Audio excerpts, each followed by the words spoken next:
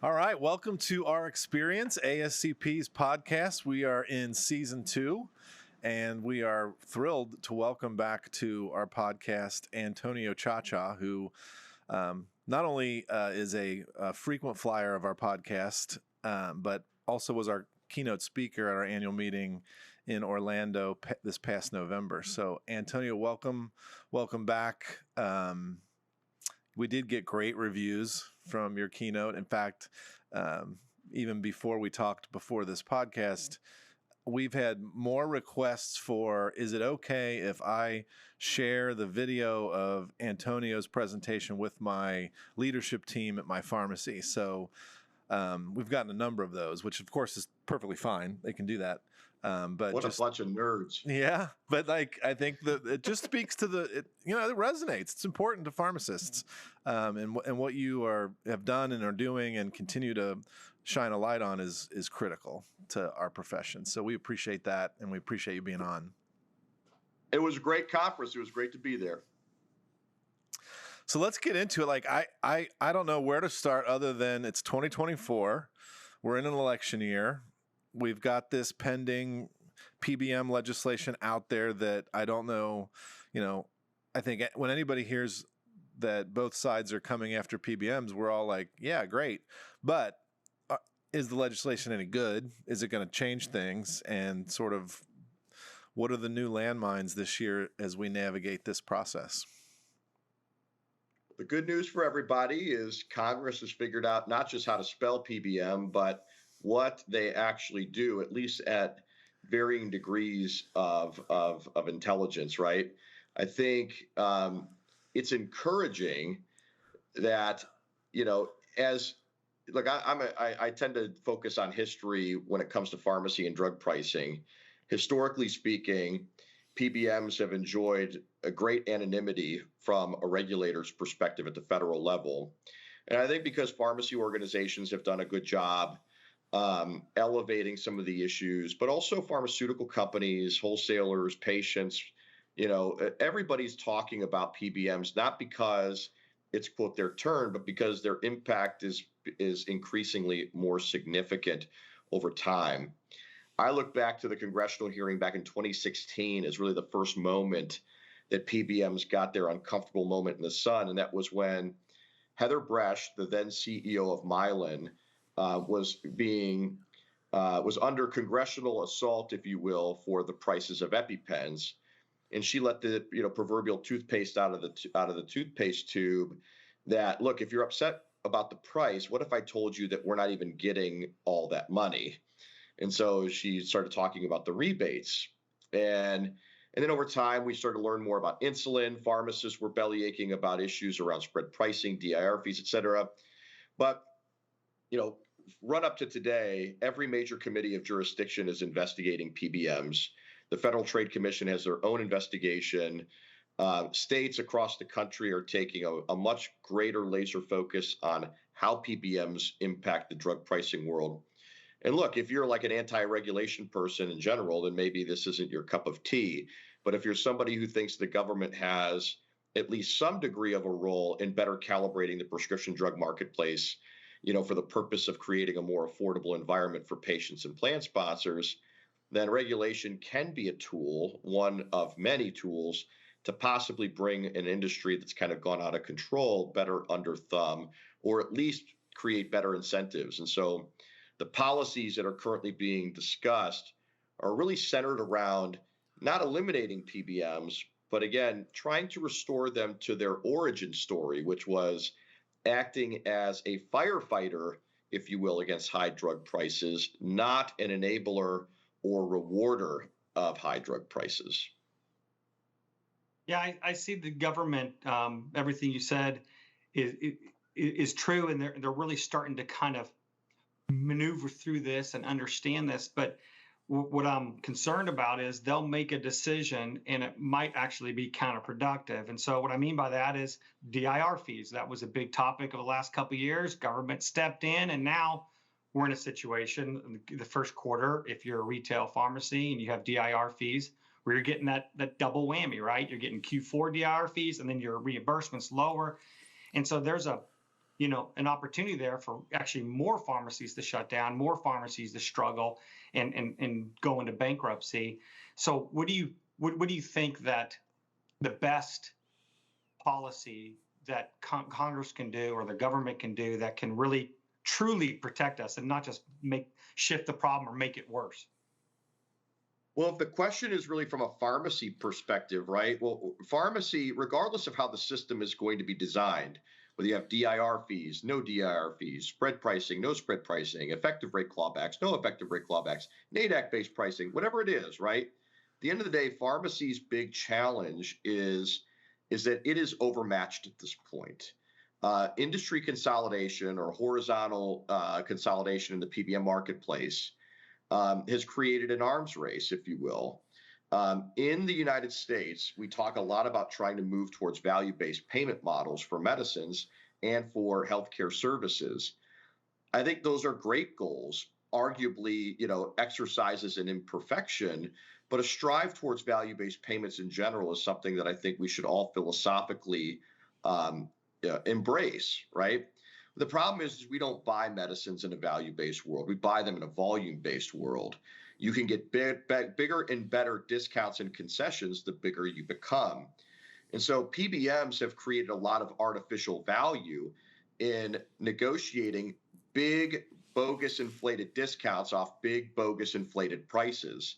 And so a lot of PBM activity has incentivized higher sticker prices at both the pharmacy and the drug manufacturer, and they are negotiating big savings off of those inflated prices, essentially becoming the arsonist and firefighter of high drug prices. Regardless, the system creates tremendous value for those who are large and sophisticated and can negotiate bigger discounts off those inflated prices. So as a result, payers strive to consolidate purchasing power through PBMs to create a better discount off of an inflated price. So what that means is that for a pharmacy, you might, be looking at the big three PBMs accounting for anywhere from 60, 70, 80, 90% of all your revenue from a payer's perspective. When an entity has that much power over a provider, regardless of how you curate policy, there's probably not enough protections to help you if you're that outsized at the negotiating table. So back to that question is, where do you think Congress can step in and say, this is what we need passed? So an example that I give is if they passed one law, transparency. If they just passed a transparency law that require PBMs to show everything, I think all these other kinds of regulations and laws will pop up. Where's that kind of that sweet spot, do you think, on based on what we've seen Congress talk about at this point or propose at this point? So first I'll say philosophically, right, and I don't have a specific policy in mind, but I want to talk about philosophy here, is that if the system today is designed to provide disproportionate rewards to size, right, what we need to do from a system perspective is have incentives built in such a way that size and scale matter less, and that the ultimate quality of the underlying medicine and provider essentially are elevated from an incentive perspective. So I think we need to, from a policy perspective, we need to transition ourselves away from this volume-based purchasing and reimbursement model and towards one that is more predicated upon value. Look, if the current marketplace today says, look, the bigger you are, the better value you can create for yourself, right? Well, then what that means is that the largest pharmacy chains, the largest wholesalers, the largest manufacturers will inherently make more money relative to smaller marketplace counterparts. But what we know is that sometimes the largest pharmacies, the largest wholesalers, and the large manufacturers may not actually be producing a better value proposition to the patient and their outcomes. So I think in general, we need to de-emphasize the importance of size and scale and greater emphasize the underlying value of the quality of the medicine and the quality of the provider rendering the service. So that's the philosophy, right? I think that has to be a very purposeful endeavor. And I think regardless of whether or not we try to do that in the commercial marketplace, where there's arguments whether or not, it makes sense to regulate that space, certainly the federal government can take a leadership role in the way that Medicaid and Medicare, the Department of Veterans Affairs, the Federal Office of Personnel Management, all those things, all government money essentially flows dollars through the drug channel. Mm-hmm. Now, to an individual policy perspective, right? One of the things that we're seeing right now is that there's a lot of pressure to ban spread pricing. There's a lot of pressure to delink PBM compensation off the list prices of medicines. I think that from an intent perspective, those are fantastic endeavors. As the guy who helped Ohio uncover their $245 million spread pricing debacle back in 2018, I know firsthand the harm that spread pricing can create for the end payer and the pharmacy provider, because spread pricing works by paying pharmacies as low as possible, billing a plan sponsor as high as possible, and pocketing that difference, right? Delinking PBM compensation philosophically makes sense because in the current model, PBMs make more money when prices are higher. And so the intent of the policy is to ensure that PBMs have a more agnostic compensation model such that they are not incentivized to favor high-priced medicines, but instead might be better positioned, financially speaking, to favor less expensive medicines. Those are good, reasonable attempts at recalibrating the PBM's incentives. But from a pharmacy perspective, one could argue there's not much there for them within those policies, right? There's nothing that's ultimately attacking that underlying flaw in the model, again, from a pharmacy business perspective, that the bigger you are, the bigger you can bully. Yeah. And so PBMs are being highly successful at bullying that pharmacy marketplace. Obviously, the smaller the pharmacy, the greater the power of that bully is. Yeah, makes sense. So in terms of what is currently circulating through Congress, do you see are those pieces of legislation that are working against PBMs, is there value there? Is it a half step? Is it not valuable? What's your opinion of what Congress is doing? Well, I think the first thing to acknowledge is that I think the nature of the policy design shows a sophistication that has been lacking historically, right?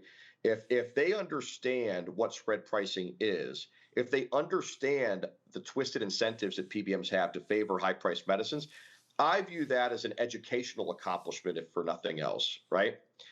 From an actual policy perspective, I will concede I'm not an attorney.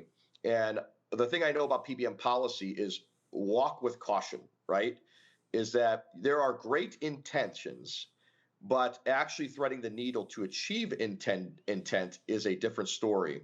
So there was an editorial in Bloomberg News here at the beginning of January that urged that very thing, that said, look, we understand the impetus for PBM policy reforms, but we also must acknowledge that this is a very complicated arena, not just because of the complications of drug pricing, but the complications of vertical integration in the PBM marketplace. Mm-hmm. So when you're trying to accomplish a certain policy, not only do you want to make sure that you're actually attacking what you are intending to attack, but furthermore, you need to make sure the policy is holistic enough such that you don't just move where the ball is hidden. Yeah. Right. So if you want to attack rebates, which traditionally flow from manufacturers to PBMs, well, what do PBMs do? They create their own group purchasing organizations or rebate aggregators to live now in between that transaction. And so they can start capitalizing on the old scams around rebate capture, whereas the PBM used to do those things. It's still the same company, it's just different layers. So again, I think that the philosophical push for delinking, if I was advising an employer as an example, I would say you should not have spread pricing in your contract, and your PBM shouldn't make more money when list prices go up. So if that's what I would advise a client in the employer space, from a congressional perspective, I would argue that they are taking the right philosophical approaches, the same ones that I would recommend to a plan sponsor in the open marketplace. Good. And so with that said, CVS came out with a big announcement that they're going to start 2 new programs in 2025. Cost Vantage, which is that cost-based reimbursement, and then the Caremark True Cost, which is around potentially sharing rebates with patients, which I'm not quite sure how that's going to work out. But with that said, do you think that's the right direction to move? is that just a response to what Mark Cuban's been doing? Or is that just a PR move where they say, man, the gig's up, we better do something to try to get out ahead of this because, we're definitely going to be under different scrutiny and regulation next year? So the scrutiny and the controversy around PBMs nationally is that they've been helping themselves to too many plates at the buffet, right? Regardless of how they're doing it, the argument is that they're taking too much monetary value out of the system. And so in any new announcement that the large PBMs make, the question shouldn't be what they're saying with their words. The question should be, did they actually go on a diet? And in the announcements from Express Scripts and CVS Caremark, who both announced their own cost plus-ish models, they were very open, in fact, maybe too open in saying, we don't think that this will have a material impact on the underlying cost from a consumer or plan sponsor's perspective. And in fact, in some instances, it could cost more. So all the fireworks go off, but at the end, it's the same environment, right? Mm-hmm. So I've been calling a lot of these attempts cost plus kayfabe. And kayfabe, if you're unfamiliar with the term, actually originates in carnivals and professional wrestling. Essentially, the idea is presenting something that we know is fake as something as genuine to the audience. And the audience generally is in on it, knowing that it's not real. So we know that Mark Cuban and a lot of the independent cost plus pharmacies out there, you got your Freedom Pharmacy right down the road here in Pickerington, Ohio, pharmacies that have unplugged from the insurance model are providing sticker prices that are a mere fraction of what typical pharmacies are offering. Now, if I was oversimplifying it, I would say pharmacies that serve insurance companies are overcharging for their medicines, right?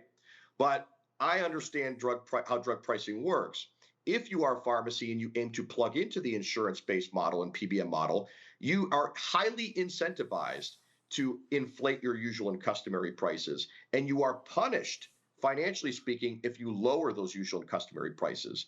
So as such, if you're a pharmacy that aims to serve the insurance model, you are only viable by essentially creating bogus inflated usual and customary prices.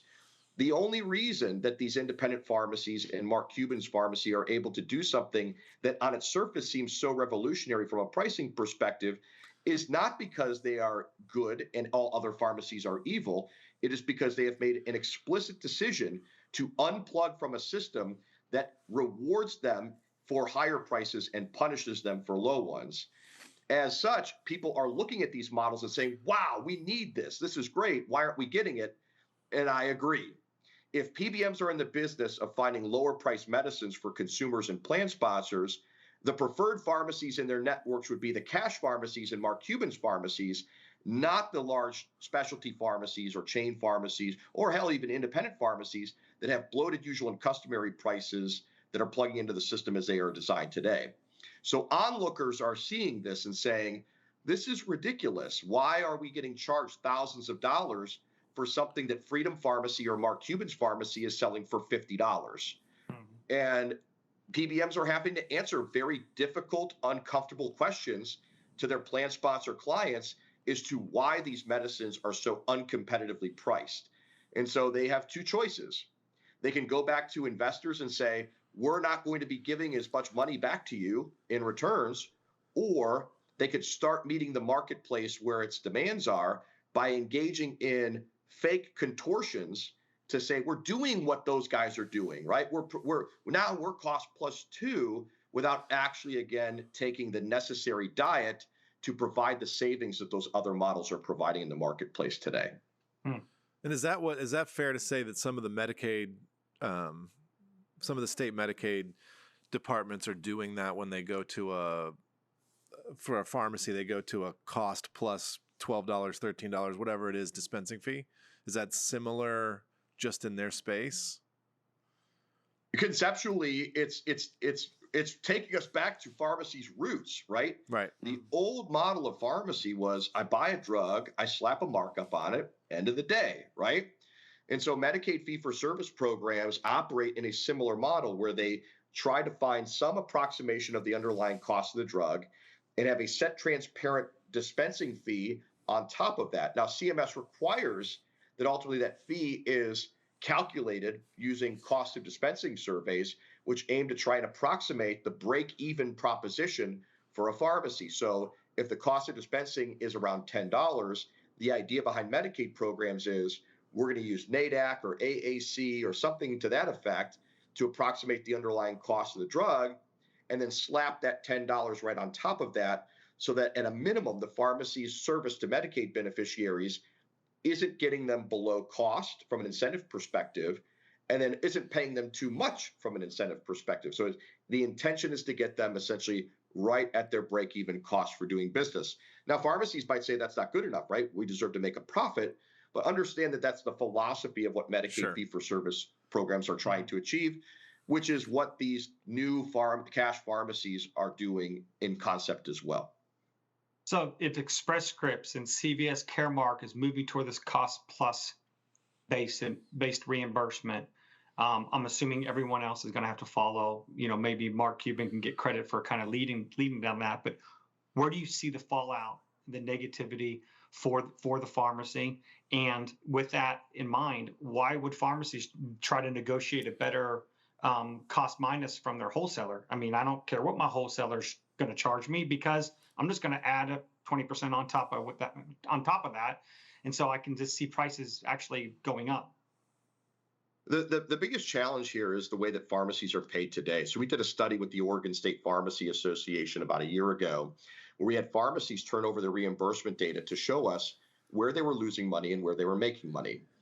And big picture, 80 pharmacies, about 15% of all the retail pharmacies in the state of Oregon, what we found was that on 18% of the claims, pharmacies are being reimbursed below NADAC, meaning that they buy a drug, they don't get paid even for the cost of the drug.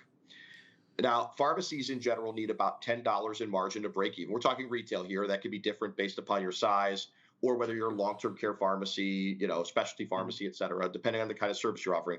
For the sake of this conversation, to say pharmacies need about $10 in margin to break even. Well, so pharmacies are underwater on 18% of the claims, and essentially they are getting below their cost to dispense and the cost of the drug, on an overwhelming majority of those claims. So if you count the losses and then you count the profits that pharmacies make above the actual underlying cost of the drug, pharmacies don't hit profitability until the 75th percentile of claims that they dispense. Now, the really messed up part is pharmacies make 62% of their profits on 5% of the claims that they dispense. Now, what do we know about PBM contracts? PBM contracts have most favored nations clauses that say you can never charge anybody a price that's less than what you charge us. So your usual and customary price has to be the same for everybody. What they also do is they pay you using lesser of methodology, where they say we're going to pay you based upon AWP minus, MAC, whatever it is, or your usual and customary price. So we'll never pay you more than that usual and customary price. And then they go out in the market, this differential margin distribution, what we like to call it, which is essentially underpaying you on some, giving you a reasonable rate on some, and then wildly overpaying you for some. Well, in general, from a pharmacy book of business perspective, you're taking so many losses and getting so many payments that are below your cost to dispense. You are heavily reliant on what we call the long end of the tail, those wildly overpaid drugs, to ultimately make the business math work. Well, if you're a pharmacy and you choose to lower your usual and customary price, you're chopping off your own financial legs. And so my biggest concern with a lot of the push towards cost plus as a concept is that sometimes we're talking about just capping the amount of margin from a pharmacy perspective. Well, if you're a pharmacy and all you can get is essentially no more than a certain amount, and you don't bring up the bottom, right? Well, now you've basically made the model totally untenable. So from a concept perspective, cost plus only works if you've done a really good job approximating the real underlying cost of the drug and ensuring that you have a set standardized compensation. I'm not telling you how much it needs to be, right? But a set standardized compensation or dispensing fee, if you will, that it layers over top of that foundation of the underlying cost of the drug. So if a wholesaler starts playing games, right, From a system perspective, the idea is that, look, if a wholesaler is becoming a market outlier, you as a pharmacy will know very quickly if all of a sudden your payments in a cost plus model start running you dry. And so it's incumbent upon you to either beat up your wholesaler and get a better price or go shop the open market for something better. But then again, that's another reason why I like cost plus, because a lot of people think, well, cost plus is an accountability measure for PBMs. It is, but it's also a better accountability measure for wholesalers as well. Good. Interesting. All right, well, let's pivot a little bit. Let's pivot a little bit toward, where you see pharmacy going with all of these things happening. We talked a little bit before the podcast started that one thing that I saw recently that I thought was interesting / threatening was one of the major manufacturers, Eli Lilly, is doing direct sales of their obesity products to patients. What kind of threat or what kind of threat do you see if that starts to be a model that is effective? Yeah, I mean, from a manufacturer's perspective, I'm tremendously understanding of what they're trying to achieve, right? Yeah. So at the end of the day, drug makers are in the business of selling drugs. Okay. And what do we know about GLP-1s right now in the marketplace? Employers are panicked. They think it's going to cost them too much. They don't want to cover it. PBMs are getting big rebate kickbacks to entice them to cover it. Patients have a huge demand for it. Some of them, want it for diabetic purposes. Some of them want it for more cosmetic purposes. One could argue those cosmetic purposes do have an overlapping health benefit as well. The problem for pharmacies is most pharmacies are losing their butts on these drugs. Pharmacies are getting significantly underpaid on a lot of these GLP-1s and are interested in dispensing them. So I know some pharmacies that have stopped inventorying them altogether. So if I'm a drug manufacturer, I have PBMs shaking me down for bigger kickbacks, causing me to raise my price higher and higher. I have plan sponsors that are interested in covering the drug, and I have pharmacies that are incentivized to dispense the product. Not a good opportunity and not a good environment for me to sell more drugs. So the question then is, how can I start building pathways around this dysfunction? So what Eli Lilly is doing is essentially, not too different conceptually from some of their direct patient assistance programs and things like that, but they are better architecting a more streamlined supply chain, if you will, to ensure that patients ultimately can get the medicines at the net price instead of, the bogus inflated sticker price, especially in the face of employers refusing to cover some of these drugs. Now, I think it's disruptive, but I also think it's fragmenting. By creating essentially a new pharmacy for these one-offs, it was one of the problems I had with discount card programs too, that would try and get you to basically move from pharmacy to pharmacy to get your 1Z, 2Z, 3Z medicines. Obviously, the issue of polypharmacy becomes significant, but it also starts fragmenting perhaps the medication prescribing process as well. Eli Lilly is partnering with TruePill in order to facilitate the distribution of these medicines through their pharmacies. Now, they're relying on, quote, independent prescribers from a telepharmacy perspective. And I don't have an indictment of their desire to try to achieve that, although I question some of the incentive alignments between, the telehealth providers, the pharmacy providers, and the actual manufacturer. But I think more importantly, I think it highlights perhaps a concern that we should have with telemedicine in general, at least telemedicine within the confines of more specialization, especially when it comes to medicines that are in high demand from a patient perspective. In general, from a business model perspective, this is a patient that's ultimately seeking out a medicine. Whether or not it has clinical value, they probably care very little about. And so what they want is the drug. And what telemedicine can do is ultimately provide a very easy opportunity to get rubber stamping of prescriptions. And play this out, right? If I'm a patient and I want a GLP-1, right, I'm going to go to a telehealth provider. If that telehealth provider doesn't give me the medicine, then it didn't work, right? So I'll go find another prescriber to offer me that thing. And the system probably doesn't work very well from a holistic perspective of ultimately managing the patient and their disease states, right? Now, I don't think it's like the opioid crisis by any stretch, right? Where doctor shopping had very real and catastrophic consequences. But we're talking about something here that's obviously significantly less harmful from a public health perspective. But again, understand the enticements that the model is creating. Eli Lilly didn't do this to sell less drugs. They Right. did it to sell more. So, I mean, it's, to me, to your point, Eli Lilly's not necessarily doing something. They're doing something to sell more product, but also arguably to make it more accessible, because it sounds like the demand from a patient perspective, they're running into roadblocks, whether that's the plan not wanting to pay for it, the prescriber not wanting to prescribe it. You know, they're running into roadblocks, and all they want is the product. So they're trying to solve that also from the perspective that they want to sell their product. My concern, and you were alluding to it, is we can't keep having these, I get my prescription from 15 different places, because especially if it's outside of even any possible PBM or insurer network, there's no safety check. How do I know what else you're taking? You want this, you're getting it from Eli Lilly Pharmacy or True Pill, but I don't know that you went to Walgreens and got these 2 medications, and then you went to this independent and got these 3 medications, and that you bought this thing from Canada. There's no safety net. And you're using a prescriber that isn't your primary care prescriber, so they don't even know. And I think that's a problem. Yeah, why don't we do this? I mean, they could start doing with COVID vaccines or anything else. Yeah, well, that was my biggest argument with Paxlovid when it was first came out, is they told us in certain states, Walgreens or Walmart's the only pharmacy that's going to get Paxlovid. Just have the nurse from the nursing home go to Walmart and pick up the Paxlovid script for the resident in the nursing home. And I'm like, what? Not only logistically is that a nightmare, but you have no safety check for a drug that has multiple drug interactions, because Walmart's filling it.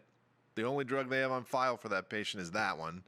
And the pharmacy that actually fills their scripts has all the rest of the information, and there's no check. There's no safety check. Yeah, I think that these are obviously very significant concerns, not just with the Eli Lilly model by any stretch, but like just in general, right? Yeah. Because we don't have a straightforward approach to drug pricing, a lot of people are going to be very price sensitive and want to shop around. And what we know is that different pharmacies can yield different deals on different medicines. Some pharmacies, will engage in loss leader strategies, right? And so it might make sense for a patient, financially speaking, only to basically start shopping around the marketplace. And we shouldn't discourage shopping, right? But the problem is that we don't have a straightforward approach to pricing. Thus, people are going to be more prone to doctor shopping, pharmacy shopping, et cetera. So to me, I think it really underscores the importance of shared information, shared medical history, shared EHRs, medication history, et cetera. Because I don't think that these things necessarily need to be prohibited. Maybe there needs to be better oversight and accountability to ensure that we're doing legitimate prescribing and dispensing.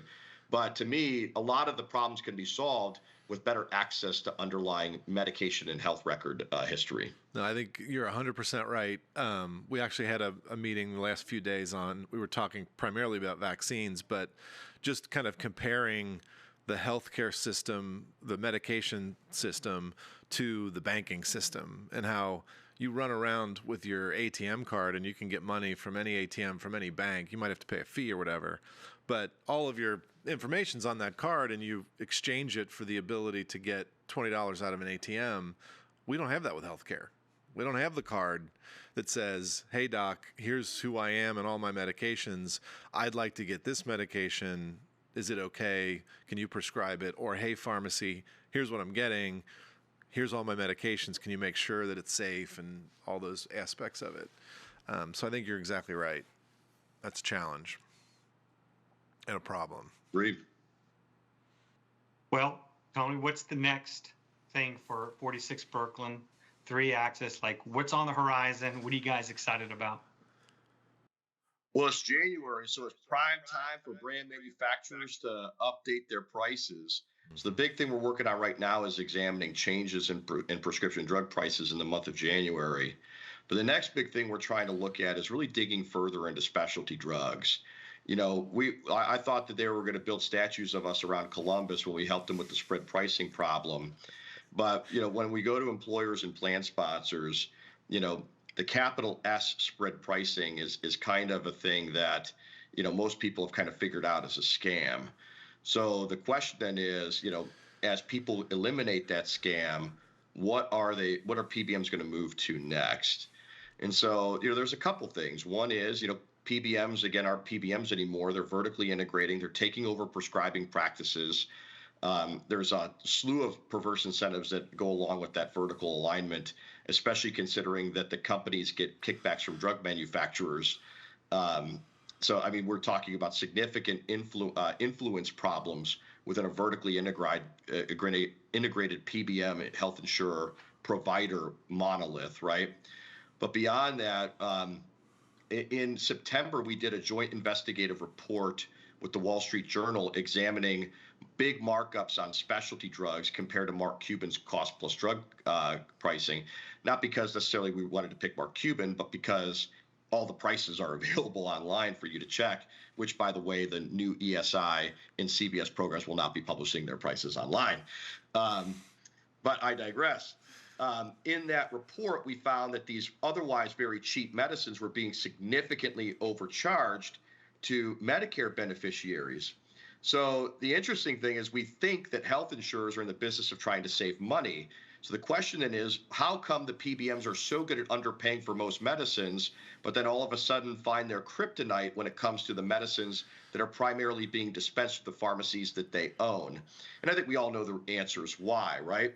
Well, the really cool thing was that after the Wall Street Journal published that article in September, Senators Elizabeth Warren and Mike Braun issued a call for an HHS investigation into not just the practice, but how the practice was being used to manipulate health plan medical loss ratio requirements. So if you're listening to this, you don't know what a medical loss ratio is. Under the Affordable Care Act, we essentially mandated that people buy health insurance. Well, anytime you mandate that somebody buy something, don't be surprised when whoever is selling whatever is being bought takes liberties with the underlying service and the cost of what's being provided. One of the attempted safeguards in that model was to create what we call a medical loss ratio, which is essentially a requirement that for every dollar invested in health premium dollars, 85% or more has to go for actual medical care. So what it essentially created was a profit cap for insurance companies. Well, so if I'm an insurance company and I'm publicly traded, I'm in the business of making more money. So if I can't grow market share and bring on more beneficiary lives, how can I make more money? Well, vertical integration will allow me to basically become price setter and price taker. So why are PBMs so poor at finding cheap deals on specialty meds? Well, it's because the same company is predominantly dispensing the drugs. And so essentially they get to cook the books, they get to pay themselves more, which creates more bandwidth to make more profit up top and below the line. So it's essentially creating two revenue opportunities from a plan perspective. Well, that's just one way that they can cook the books on a medical loss ratio. As vertical integration becomes more prevalent and these large health insurer conglomerates start gobbling up more and more of healthcare, all of that creates more opportunity to pay themselves and distort those medical loss ratio requirements. So when it comes to what we're looking at, right, I want to see more of these instances where PBMs are creating more favorable opportunities for themselves and not offering those same opportunities to traditional unaffiliated pharmacies. I'm just interested in that from a straightforward competition perspective in the pharmacy marketplace, right? But on the other end of that transaction, if you remove yourself from the pharmacy side of this, is a plan sponsor who's getting wildly overcharged and getting less value for their health insurance benefit, right? So I'm very interested in diagnosing more of those types of instances because it's an inherent incentive in the current model. And I think we would be foolish to assume that all of a sudden these plans will find, the financial Jesus, if you will, and change the way that they're doing business. Because as I said before, they're not going on a diet, right? They're finding new ways to make more money off the same things. So we need to, I think, have better accountability and transparency in the incentives that are driving their behavior. It's awesome. I mean, I love it. Antonio, as always, awesome. Thanks for being here. Thanks for doing what you do to try to help pharmacy better compete and work against some of these factors that make it challenging for all of us out there that are working in the space. So we appreciate you being here, and I'm sure we'll talk again soon. And I want to commend you on your selection on your hat. Go Steelers, go Pittsburgh. That's right, baby. We won't talk about that. Well, thanks everybody for watching. We'll see you on the next podcast episode. Thanks.